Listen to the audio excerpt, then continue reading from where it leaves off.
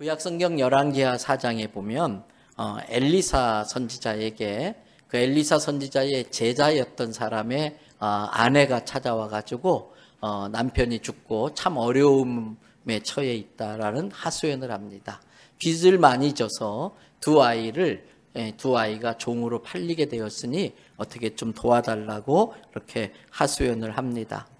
엘리사 선지자가 여자에게 묻습니다.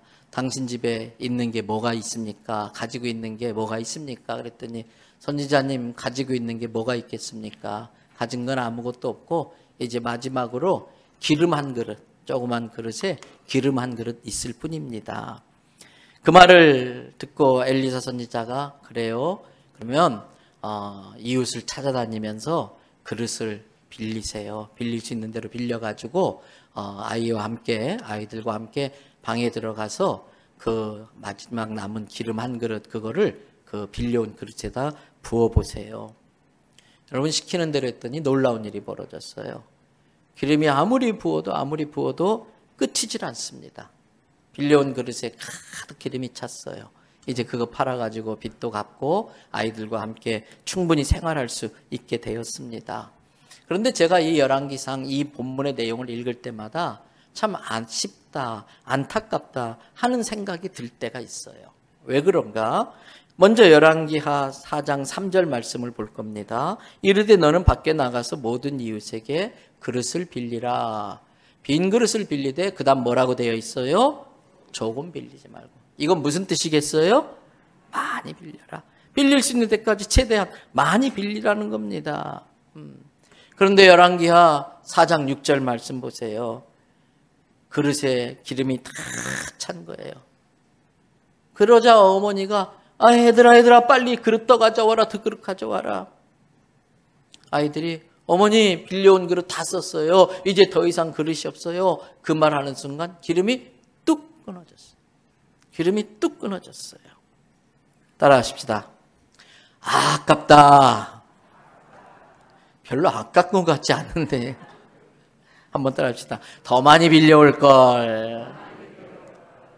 또 합시다. 복도 준비한 만큼 받는다.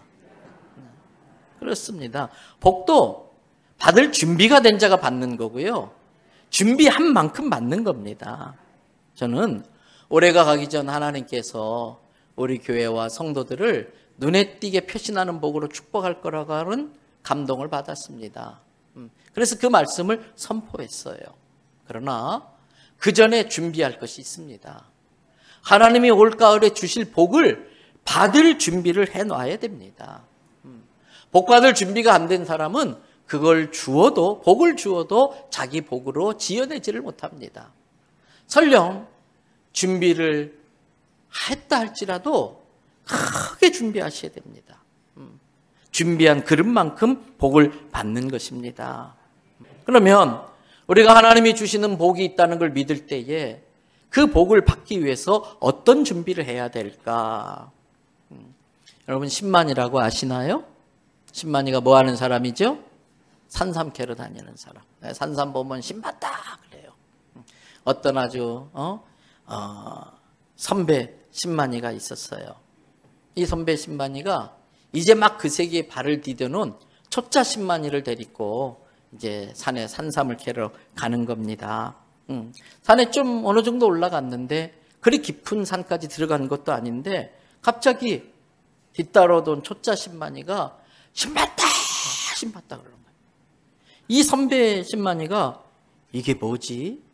나는 이 길을 수십 번 이렇게 수도 없이 오르락 내리락 했는데 내 눈에 보이지 않았던 그 산삼을 저 초짜 신만이가 봤다는 거야. 너무 부러운 거예요. 그래서 막 달려갔어요.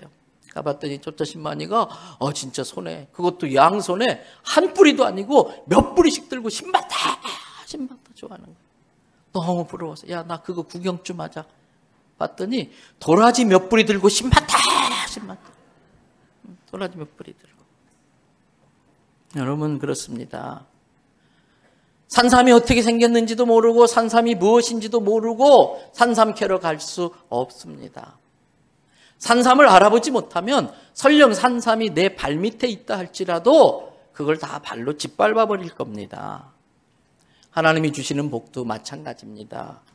무엇이 복인지를 알아야 복을 주어도 그게 복인 줄 알아볼 수 있고 그 복을 내 복이 되도록 챙길 수 있는 겁니다. 무엇이 복인 줄 모르면 복을 주어도 그걸 내 복으로 지어내지를 못하는 겁니다. 그러므로 신만이가 산삼 캐러 가기 전에 뭐가 산삼이고 뭐가 도라지인지 알고 가야 되는 것처럼 우리가 하나님께 복을 구하기 전에 무엇이 진짜 복인지를 분별할 줄 아는 준비를 해야 할 줄로 믿습니다.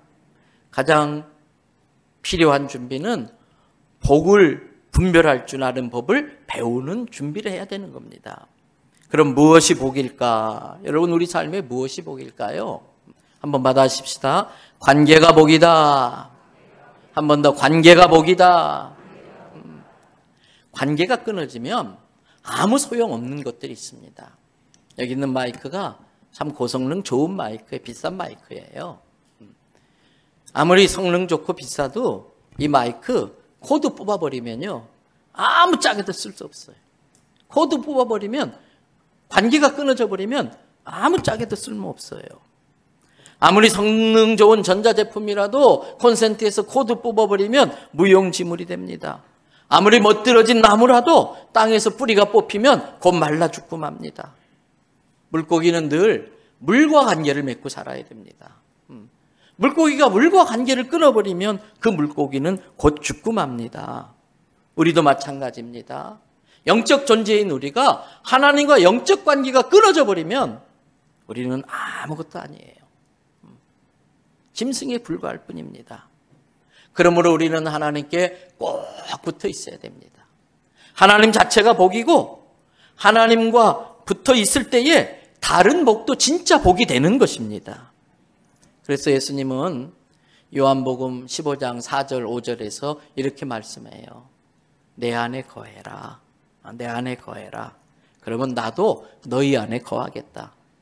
여러분, 예수님 내 안에 계시면 겁날 게 뭐가 있어요? 예수님 나와 함께 계시다면 내가 아쉬울 게 뭐가 있습니까? 가지가 포도나무에 붙어 있지 아니하면 스스로 열매를 맺을 수 없는 것처럼 너희가 내 안에 있지 아니하면 너희도 아무것도 할 수 없다. 그런 말씀이에요. 그러면서 5절에서 예수님 말씀하세요. 다 같이 읽겠습니다. 나는 포도나무요 너희는 가지라. 그가 내 안에 내가 그 안에 거하면 사람이 열매를 많이 맺나니 나를 떠나서는 너희가 아무것도 할 수 없음이라. 할렐루야.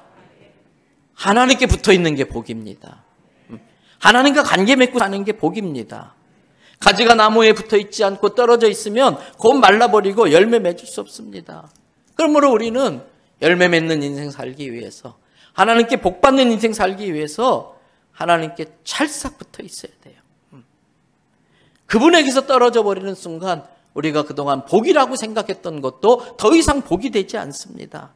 하나님과 관계가 끊어지면 그런 것들이 아무것도 아닌 것이 되는 겁니다. 어떤 아이가 엄마랑 놀이동산에 갔습니다. 갔더니 너무 신기한 게 많아요. 막 재밌는 게 많아요. 바이킹도 타고 청룡열차도 타고. 그것만 했나요? 맛있는 핫도그도 사 먹고 햄버거도 사 먹고 아이스크림도 먹고. 그런데 노는데 정신 팔려가지고 노는데 정신 팔려서 엄마를 잃어버렸어요. 엄마를 잃어버렸어요. 그 순간 천국 같았던 그 놀이동산이 이 아이에게 끔찍한 지옥이 되고 말았어요. 아이야, 이 핫도그 맛있다. 아무리 먹으라고 그래도 안 먹어요. 이 햄버거 얼마나 맛있는지 모른다. 햄버거를 몇 개나 갖다 줘도 신경도 안 써요. 아이스크림이 다 녹아내리는데도 그거 관심도 없어요. 엄마 울고 있어. 엄마와의 관계가 끊어지니까 더 이상 아무것도 맛있지 않고 더 이상 아무것도 재밌지 않는 겁니다. 여러분, 내가 하나님을 알고 하나님과 부모의 자식 관계로 맺어져 내가 하나님의 품에 있을 때에 그 자체가 복이 된다는 걸 깨달으시기 바랍니다. 하나님과의 관계가 끊어지면 그동안 내가 복으로 여기고 살던 게 복이 아니라는 걸 금방 알 수 있어요. 복은 복을 복으로 알아야 복이 되는 겁니다. 복이 많이 나와가지고 헷갈리는데, 복은 복을 복으로 알아야 복이 되는 거예요. 하나님 자체가 내게 복이 된다는 걸 알 때에 그거야말로 내게 진짜 복이 되는 겁니다. 그래서 여러분, 우리가 아이들한테 선물을 주는데 선물 주는 사람한테는 하나 관심도 없고 그 사람이 주는 선물에만 푹 빠져 있어요. 우리도 그럴 때가 많아요. 하나님 손에 들린 복에 관심이 있지 그 복을 주시는 하나님에 관심이 없다면 그 하나님의 손에 들린 복이 내게 복이 되지 않는 겁니다.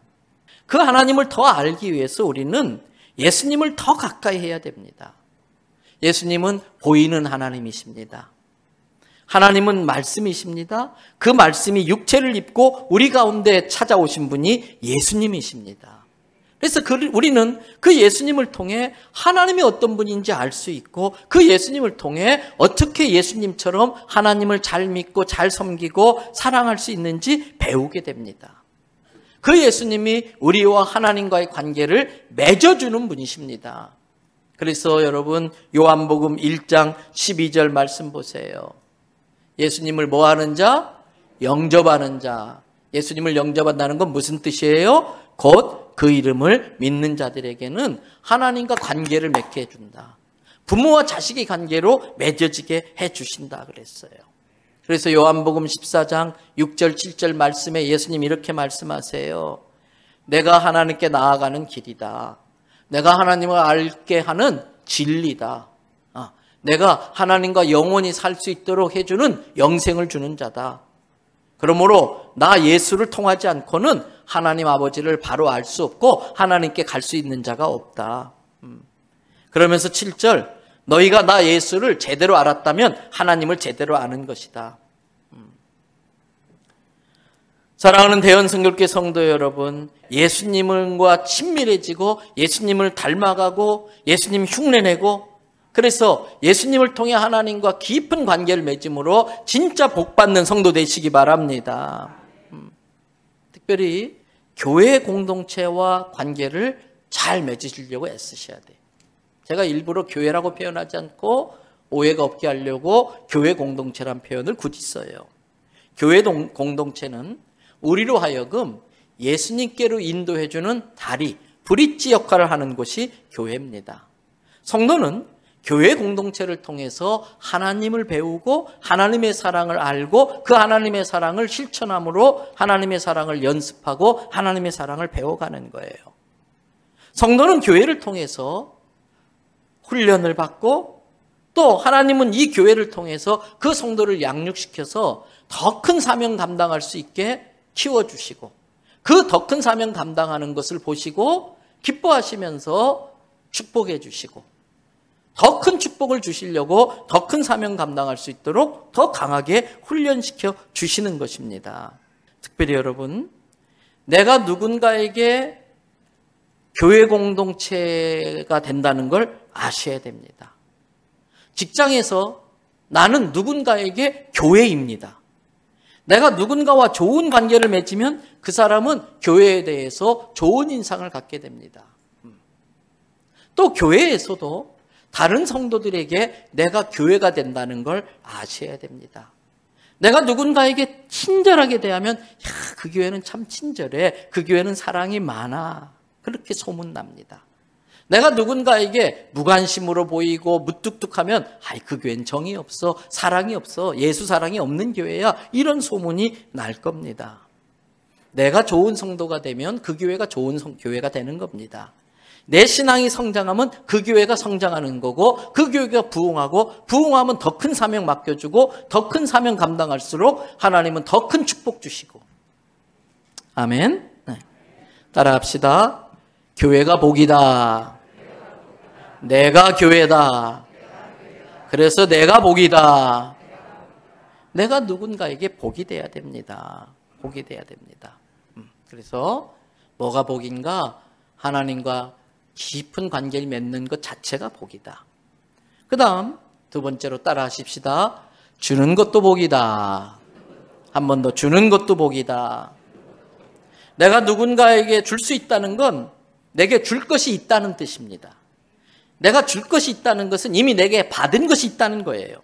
그래서 내가 누군가에게 뭔가 베풀고 나누고 주면 내가 복받은 증거가 되는 겁니다. 복받은 인생이라는 걸 확인할 수 있는 기회가 되는 겁니다. 여러분, 줄 수 있을 때 주지 못하면 그건 내 것이 아니에요. 내 것이기 때문에 줄 수도 있고 주지 않을 수도 있는데, 주지 않을 수는 있는데 줄 수 없다면 그건 내 건 아니에요. 예를 들면 돈을 우리가 손에 움켜졌어요. 그런데 놀 때에 그 돈을 놓을 수 있으면 내가 돈을 쥐고 있는 겁니다. 근데 질 때는 쥐었는데 놔야 될 때 놓지 못하면 돈이 나를 쥐고 있는 거예요. 그러면 그 돈은 내 돈이 아니에요. 돈이 나보고 넌 내 거야 그러고 있는 것이지. 그래서 우리는 기회 있을 때마다 자꾸 베풀고 흘려보내고 나누어 줘야 돼요. 성경에 고아와 과부와 나그네와 어려운 자들을 선대하라고 그래요. 그래서 저는 저희 교회에 손님 오시면 뭐 후배들도 오고 신학생도 오고 특별히 선교사님들 많이 오세요. 절대 빈손으로 안 보내요. 10만 원, 20만 원, 30만 원, 때로 50만 원 그 상황에 따라 줘서 보내요. 왜? 그렇게 해서 우리 교회가 부흥했거든요. 그렇게 흘려보내면 하나님이 그걸 다 보고 계시고 알고 계세요. 그러면서 갚으시는데 최소한 11조 원리로 갚아주시더라고요. 하나 흘려보냈는데 10배, 30배, 60배, 100배로 갚아주는 걸 믿으시기 바랍니다. 그러니까 내가 그래서 어려운 어떤 사람의 어려움을 외면하지 않고 이렇게 주었어요. 흘려보냈어요.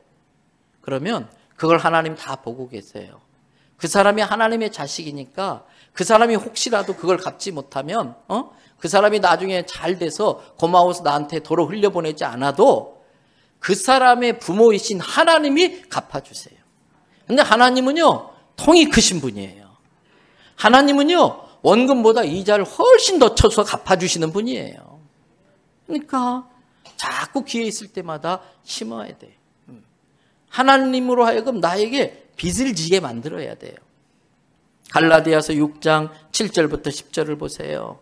스스로 속이지 마라. 하나님은 억심 여김을 받지 아니하시나니 사람이 심지도 않고 거두려고 해도 하나님 안 넘어간다는 거예요. 또 말도 안 되는 거 심어놓고 좋은 거 달라고 해도 하나님 그렇게 속는 분이 아니라는 거예요. 8절 자기 육신을 위해서 자기 이 세상의 북이 아니람 이 세상의 영화를 위해서 심은 자들은 그 육체로부터 뭘 거두게 된다? 썩을 거 걷어요. 썩을 거 잔뜩 걷어가지고 뭐 어디다 쓰시려고. 그래서 우리는 영적인 일에 자꾸 심어야 돼요. 성령을 위하여 심는 자는 성령으로부터 영원히 유효한 영생을 영원한 효력이 있는 복을 거두게 된다는 겁니다. 그러므로 9절 다 같이 읽읍시다. 우리가 선을 행하되 낙심하지 말지니 포기하지 아니하면 때가 이름에 거두리라. 10절 그러므로 우리는 기회 있는 대로 모든 이에게 착한 일을 하되 더욱 믿음의 가정들에게 할지니라. 열왕기상 17장에 보니까 3년 반 동안 이스라엘 땅에 비가 안 와요. 그래서 하나님이 엘리야 선지자를 이렇게 챙겨주려고 야 너 저기 사르밧이라는 곳에 과부가 있는데 그 집에 가서 좀 비가 다시 올 때까지 신세를 져라. 엘리야 선지자는 그 과부가 되게 부장갑다. 그리고 갔어요.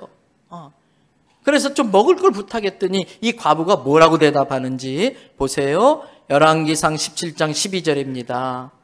그가 이르되 당신 하나님 여호와께서 살아계심을 두고 맹세하노니 나는 떡이 없고 다만 통에 가루 한 움큼과 병에 기름 조금뿐이라. 내가 나무가지 주워다가 이걸로 나와 내 아들을 위해서 마지막 만찬 이 한 움큼의 밀가루와 조금 남은 기름으로 보리개떡 같은 거 만들어서 이거 먹고 죽으려고 합니다.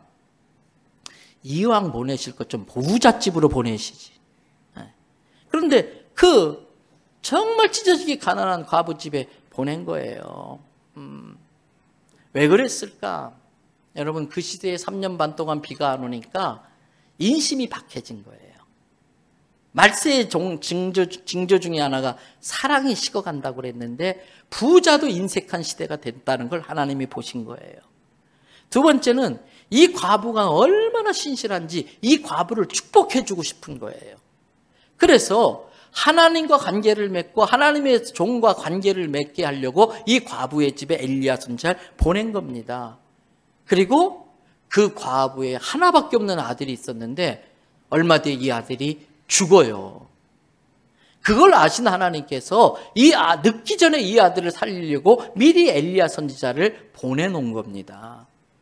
여러분 열왕기상 17장 15절 16절 말씀 보세요. 그가 가서 엘리야의 말대로 하였더니 그와 엘리야와 그의 식구가 여러 날 먹었지만 16절 여호와께서 엘리야를 통하여 하신 말씀같이 통의 가루가 떨어지지 아니하고 병의 기름이 없어지지 아니하니라. 22절 23절 보세요. 여호와께서 엘리야의 소리를 들으심으로 그 아이의 혼이 몸으로 돌아오고 살아난지라 엘리야가 그 아이를 안고 다락에서 방으로 내려가서 그의 어머니에게 주며 이르되 보라 내 아들이 살아났느니라.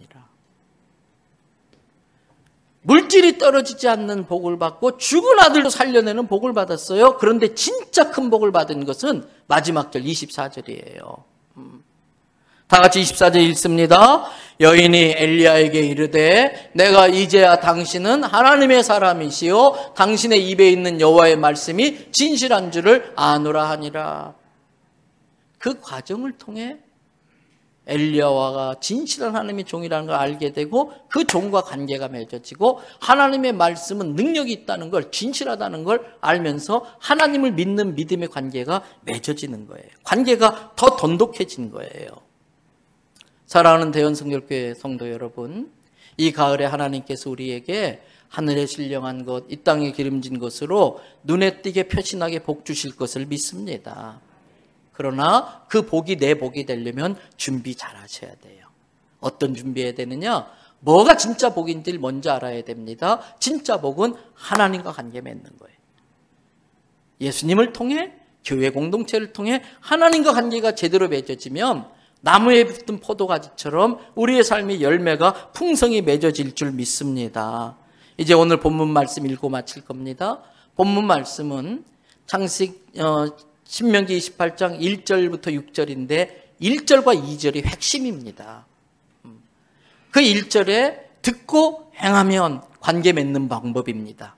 2절에 청종, 듣고 순종하면 하나님과 관계 맺는 방법입니다. 그 1절과 2절이 잘 되면 3, 4, 5, 6절부터 시작해서 신명기 28장 14절까지 엄청난 복이 나오는데 그게 다 연결돼요. 15절부터 마지막 절까지는 굉장히 긴 절이 나오는데 하나님과 관계가 틀어지면 내 인생이 어떻게 망가지는가, 이게 신명기 28장에 나와 있어요. 오늘 본문 말씀 다시 한번 읽고 기도하겠습니다. 우리 다 같이 한 음성으로 읽습니다.